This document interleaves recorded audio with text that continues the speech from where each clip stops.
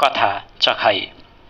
एक दिन हर्कमान भन्ने मान्छे चोकमा बसेर कुनै चिजलाई एकोरो हेरिरहेको थियो अनि भन्दै थियो कि यो त ठ्याक्कै त्यस्तै देखिन्छ त।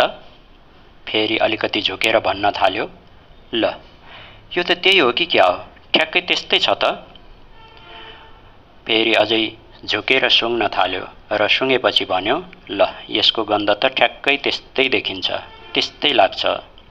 फेरि अझै झुकेर औँलाले थोरै कोट्यायो र त्यसपछि चाखेर भन्यो, हो त रहेछ, मैले सही अनुमान गरेको रहेछु, यो त गु नै हो, धन्न मैले टेकिनछु, बाल बाल बचेछु।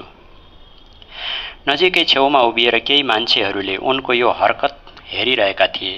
उनीहरू हर्कमानको यो हरकत देखेर हाँस्न थाले र भने, हर्क, तिमीले त्यसलाई हेर्यौ, फेरि सुँग्यौ, तिमीले सुँग्दै थाहा पाइसकेका थियौ कि त्यो गु नै हो भनेर फेरि तिमीले त्यसलाई औँलाले कोट्याएर चाख्ने के आवश्यकता थियो र?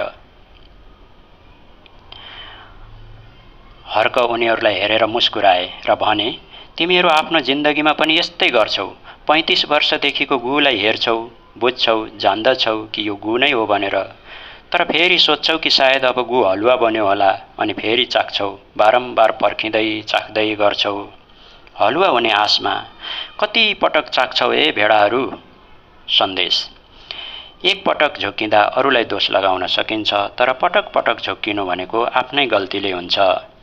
धन्यवाद।